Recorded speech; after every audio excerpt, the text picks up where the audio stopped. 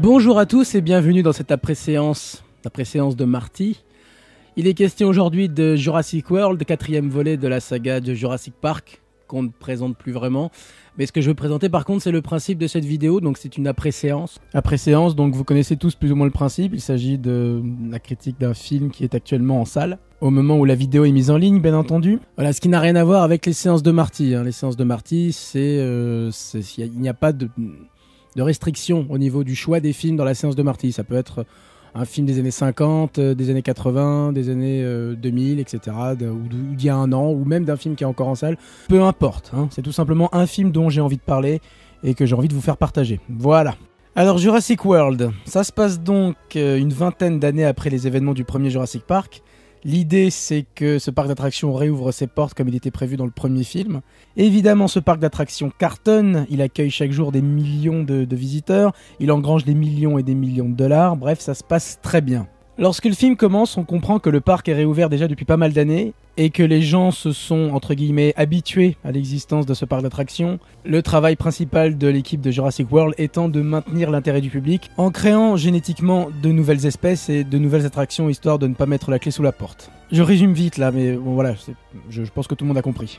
Donc le film se focalise sur deux jeunes garçons adolescents, on va dire, qui vont rendre visite à leur tante, qui est jouée par Bryce Dallas Howard, qui n'est pas Jessica Chastain, attention, car cette dernière s'occupe de gérer le parc, une femme d'affaires qui s'occupe des relations publiques, du bon fonctionnement du parc, etc. Bon, bref, passons. Parallèlement à ça, nous allons suivre aussi les aventures de Chris Pratt, le magnifique Chris Pratt, accompagné de son collègue, joué par Omar Sy, grand acteur de composition, qui est chargé de dresser et de maintenir les espèces dangereuses du parc, car oui, il y a des espèces dangereuses dans ce parc. Et à ce propos, justement, le parc accueille à ce moment-là l'Indominus Rex, une créature qui ne figure pas au catalogue des dinosaures naturels qui ont existé sur cette terre. Non, c'est un dinosaure génétiquement modifié, plus gros, plus massif, plus de dents, plus dangereux, plus intelligent, voilà. Tout ça est bien entendu pour déplaire à notre personnage principal qui estime que les dinosaures doivent se suffire à eux-mêmes et qu'il est inutile de créer des espèces aussi dangereuses dans le seul but de divertir les gens. Et il a fortement raison, ce garçon, car évidemment la créature va s'évader, elle va s'échapper de son enclos, faut voir comment. Elle se débarrasse même de son GPS, c'est assez stupéfiant, il y a plein d'autres choses dans le film comme ça qui sont quand même assez impressionnantes. Et oui, les plus attentifs d'entre vous ont certainement déjà détecté des traces de sarcasme dans ma voix, donc voilà, on va directement attaquer la critique de ce film. Le cinéma est un art, certes, mais c'est aussi une industrie bien huilée qui répond à des codes bien précis.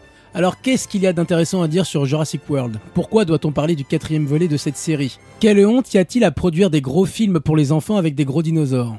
Il n'y a aucune honte à produire des films avec des gros dinosaures pour les enfants. Quand vous allez au McDonald's, vous savez ce que vous allez bouffer, vous savez comment la nourriture est préparée et vous savez exactement ce que vous allez manger. Quand vous allez dans un restaurant avec un vrai chef cuistot en coulisses, vous pouvez vous attendre à être surpris. Alors pourquoi diable est-ce que vous allez au McDonald's en espérant manger un homard sauce estragon ou un canard à l'orange ? Est-ce qu'il y a quelqu'un parmi vous qui a vraiment saisi ma métaphore ? Non, monsieur, je suis végétarienne. Ce que je veux dire par là, c'est que, quoi que vous pensiez, Steven Spielberg est un véritable auteur. Et que son cinéma n'a pas seulement pour fonction de répondre à un quelconque cahier des charges. Quand on parle de Jurassic Park, on ne parle pas d'un blockbuster de l'été qu'on oublie aussitôt qu'on est sorti de la salle, contrairement à cette bouillasse numérique qu'est Jurassic World. Je ne vois vraiment pas ce que Jurassic Park pourrait avoir en commun avec Jurassic World, si ce n'est peut-être l'étiquette. Bah oui, c'est pas si malheureux à dire que ça, tout le monde sait très bien qu'une entreprise doit estampiller son produit pour être sûr qu'il se vende. Et oui, Jurassic Park est bel et bien un film d'auteur et Jurassic World n'est rien d'autre qu'une énorme pub pour jouer. Donc si l'idée c'est juste de ressusciter Casimir dans la peau d'un Indominus Rex enragé pour le plaisir de nos chérubins, je ne vois vraiment pas où est le problème. Là où je vois un problème par contre, c'est cette fâcheuse manie de prendre les fans pour des cons. Ou du moins pour des bons payeurs. Vous savez, ceux qui ont toujours leurs lunettes 3D sur le nez. Et ce phénomène peut être résumé en un seul terme qui est très répandu de nos jours, ça s'appelle le fanservice. Et alors là, le fanservice en ce qui concerne Jurassic World, c'est un cas d'école. Et pitié, ne venez pas me raconter que les scénaristes Rick Jaffa et Amanda Silver ont concocté un merveilleux scénario sur les bases lancées par Michael Crichton pour rendre hommage à Jurassic Park. Je parle de mise en scène et de marketing. Et là, pour le coup, on est vraiment très loin du matériau d'origine. Alors, je sais qu'au premier abord, comme ça, j'ai l'air remonté, mais je peux vous assurer que je n'ai rien contre Jurassic World. Je n'ai pas aimé ce film, mais je n'ai absolument pas été déçu par ce film, pour la simple et bonne raison que je ne l'ai jamais attendu, je n'ai jamais cru en ce projet. Pour commencer très clairement, même si beaucoup vont trouver que je suis un petit peu radical, je trouve que Jurassic Park n'a jamais eu besoin d'être développé, tout simplement. Je pense que Jurassic Park, c'est un one-shot de génie, c'est un peu comme Pulp Fiction. Moi, Pulp Fiction 2, ça me donne pas envie. Ça me paraît un peu inutile et ça n'a pas lieu d'être. Et pour moi, Jurassic Park, c'est un peu pareil. Contrairement, bien sûr, à d'autres licences qui ont un véritable univers étendu très riche, comme Star Wars ou Le Seigneur des Anneaux. Même si beaucoup me diront, oui, mais il y a des dinosaures, c'est aussi bien pour les enfants que les parents. Il y a de l'exploration, de l'action, des cascades. Oui, mais non. Parce que ce qui était génial dans le premier Jurassic Park, c'était ce concept de parc d'attraction, qui était magnifiquement exploité. C'était très efficace et très bien fait. Et qui s'essouffle complètement dès le deuxième épisode. Le deuxième épisode, donc, Le Monde Perdu, de Steven Spielberg en 97, il me semble. Donc là, on se retrouve dans la savane, avec des dinosaures en liberté. Il n'y a plus ce concept de parc d'attraction, donc du coup, c'est King Kong, quoi, sans le singe. Et puis bon, Jurassic Park 3, on va pas se mentir, c'est une catastrophe, quoi. Donc revenir une vingtaine d'années après, en 2015, où décidément tout ce qui sort au cinéma n'est qu'un résidu d'un film des années 80 qui a marqué son époque, en faisant croire qu'on va respecter la formule d'origine, alors qu'on la détourne complètement parce qu'on ne peut plus tenir les engagements du premier Jurassic Park. Ce qui est normal. Alors, j'ai lu ça et là que le film faisait son autocritique et par conséquent la critique des blockbusters américains. Ce qui est vrai et pas vrai en même temps. Je ne blâme pas les gens pour les erreurs qu'ils commettent, mais qu'ils en assument les conséquences. Je suis désolé, je trouve que malgré tout ce qu'on a pu lire et entendre, le film ne pousse pas assez loin cette idée. La fausse bonne idée de Jurassic World, c'est de partir du principe que bon, les gamins, et par extension le spectateur, est très difficilement impressionnable à cause de notre univers médiatique contemporain, c'est-à-dire le cinéma, la littérature, les jeux vidéo, et que donc il faut surenchérir avec plus d'effets, plus de gros dinosaures, plus d'attractions. C'est une bonne idée qui n'est pas poussée assez loin selon moi. Le film a complètement le cul entre deux chaises parce qu'il essaye de réinventer l'univers de Jurassic Park pour les nouvelles générations, autrement dit les enfants, avec des énormes dinosaures, des cascades, etc. Et à côté de ça, il y a donc, ce dont je parlais tout à l'heure, ce fanservice absolument insupportable. Ce serait trop long de vous faire la liste de toutes les scènes complètement incohérentes qui n'ont rien à foutre là, on se demande d'où elles sortent. De ton sang, une seule goutte de ton sang contient des milliards de brins d'ADN, les fondations de la vie. Mais tais-toi, putain, tais-toi. Vous voyez là ce que je viens de faire par exemple, c'est ce qu'on appelle un clin d'œil forcé. C'est genre bien pour vous montrer que j'ai vu le premier Jurassic Park et que je sais que vous êtes venus pour ça. Et c'est super chiant. Le film est rempli à ras-bord de ce genre de conneries. Et au mieux c'est carrément super lourd, mais alors au pire ça vous fait carrément sortir du film. Pour qu'on se comprenne bien, je vais prendre pour exemple cette scène où les deux jeunes garçons adolescents, après avoir été pris d'assaut par l'Indominus Rex, vont s'échapper et vont devoir se débrouiller tout seuls dans la jungle et vont évidemment tomber sur le QG du tout premier Jurassic Park qui est recouvert de feuilles, de fougères, etc. Et alors là, on est littéralement plongé dans un musée dédié au tout premier Jurassic Park, avec tous les accessoires, c'est-à-dire les jeeps du premier film avec le logo Jurassic Park bien visible, les lunettes infrarouges de Timmy, les tasses à café, les peluches, enfin bref, tout ce qu'on aimait avoir dans le premier film qui est là exposé de manière totalement gratuite et assez malvenue. Bon, mais si c'était encore que ça le problème, ce serait pas très grave. Là où ça me dérange un peu plus et que ça devient un tantinet sournois, c'est par exemple ce personnage de Comic Relief qui est une sorte de standardiste ou je sais pas quoi, qui travaille dans le QG de Jurassic Park et qui est un peu l'équivalent de Dennis Nedry dans le premier film, qui porte sur lui un t-shirt Jurassic Park officiel. Et là, le personnage de Bryce Dallas Howard, qui est donc son supérieur, lui dit non mais enlevez ce t-shirt, c'est de mauvais goût, etc. Et là, le mec répond ah oui, je sais, mais bon, le premier parc était tellement top, même si il était dangereux, il y a des gens qui sont morts là-bas, etc.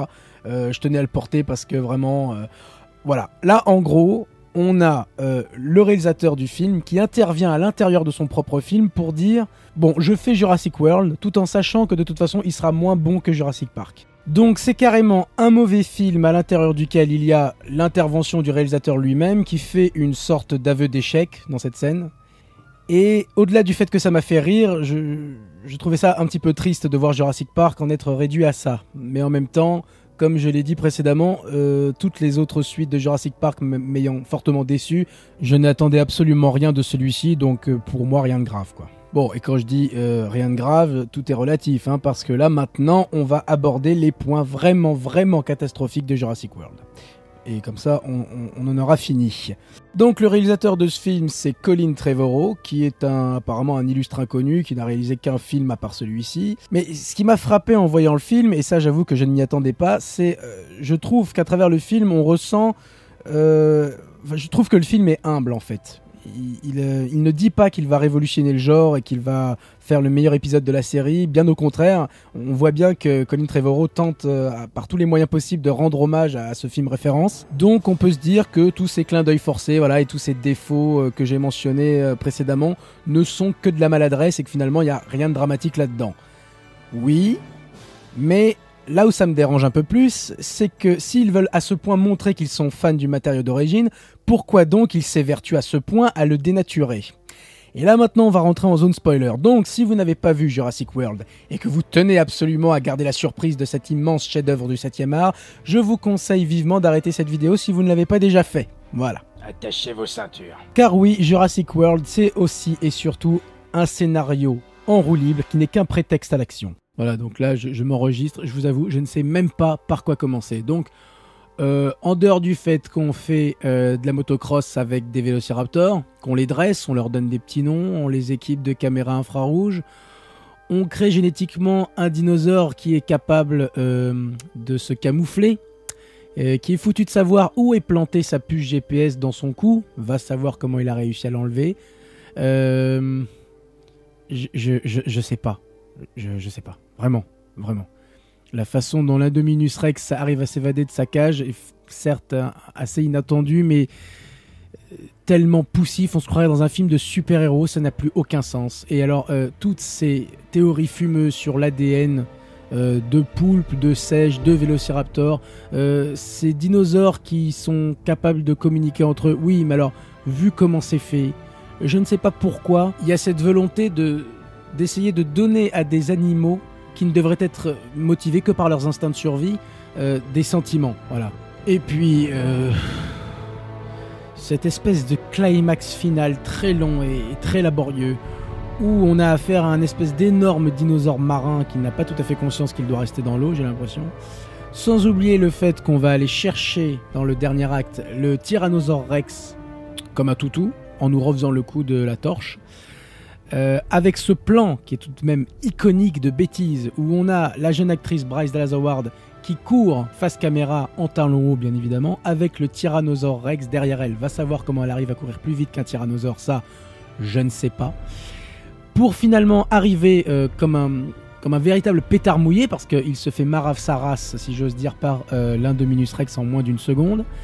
Et après ça se passe entre les vélociraptors. Voilà. Juste avant de se faire croquer par le dinosaure poisson qui a cru bon d'intervenir à ce moment. Je vous jure que j'ai explosé de rire, à gorge déployée, comme le reste de la salle. Comment peut-on s'identifier ?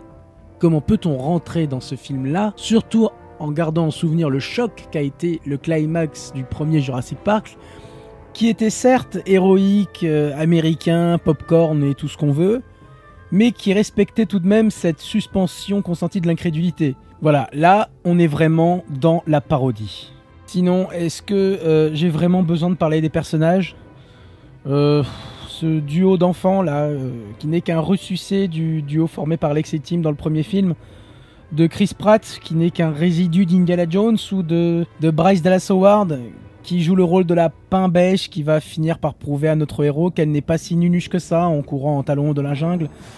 Ou Vincent D'Onofrio, qui est un acteur que j'adore, hein, qui a joué dans Full Metal Jacket ou The Self, un très grand acteur, qui n'est là que pour faire un méchant générique de film de série B à la con. Voilà, le travail d'identification est impossible. Je n'arrive pas à voir ce film autrement que comme un gadget. Je n'arrive pas à le concevoir comme une suite logique de Jurassic Park ou faisant partie de la saga. Ce film n'est qu'un produit dérivé, tout simplement. Pour finir, en dehors du fait que c'est un mauvais film, c'est une daube. Et vu l'ambition du projet, ça ne pouvait pas en être autrement. J'ai pas attendu les premières bandes annonces pour ne pas avoir envie de voir ce film. Même l'annonce du projet ne me plaisait pas. pour les raisons que j'ai évoquées précédemment. Donc vous l'aurez compris, je ne vous conseille pas Jurassic World, sauf si vous avez des enfants de, je sais pas moi, 6 à 14 ans qui adorent les dinosaures, comme moi à cet âge-là. Mais à la rigueur, je vous proposerai plutôt de leur montrer le premier, hein, ce sera sans doute plus judicieux. Après voilà, Jurassic World est un bon divertissement, on va dire, si vraiment on n'est pas très exigeant. Mais en tant que fan du film original, fan de Steven Spielberg et cinéphile, je ne peux décemment pas vous conseiller d'aller voir Jurassic World. Voilà, cette après-séance touche maintenant à sa fin. Je vais faire en sorte que les prochaines après-séances soient un peu moins longues quand même. Je me suis un petit peu étalé là parce que Jurassic Park est un film très très très important pour moi et pour beaucoup de gens aussi, j'imagine. Donc voilà, mais encore une fois, j'avais pas de compte à régler avec Jurassic World vu que je ne l'attendais pas. Contrairement à un autre film là qui devrait sortir l'année prochaine ou je sais plus, dont le nom m'échappe. Merde, comment ça s'appelle, la guerre de Star Wars, c'est The Force Awakens, je sais plus. Bref, on s'en fout. Moi, je vais retourner à mes crayons et je vous souhaite une très bonne séance et une bonne soirée. Qu'est-ce que tu fais? Pose ce micro, toi, pose... Mais... Oh putain, c'est parce que le Vélociraptor n'est pas un chasseur solitaire. Il utilise un schéma d'attaque coordonné. Et il est sorti en force aujourd'hui. Il fend l'air et te lacère avec ça. Une griffe rétractile de 20 cm, coupante comme un rasoir vers le doigt du milieu. Il ne prend pas la peine de te mordre la jugulaire comme le lion. Non, non. Il t'entaille ici ou ici. Il t'ouvre peut-être le ventre qui déverse tes intestins. Le pire, c'est que tu es vivant lorsqu'il te dévore. Alors essaie de te montrer un peu respectueux.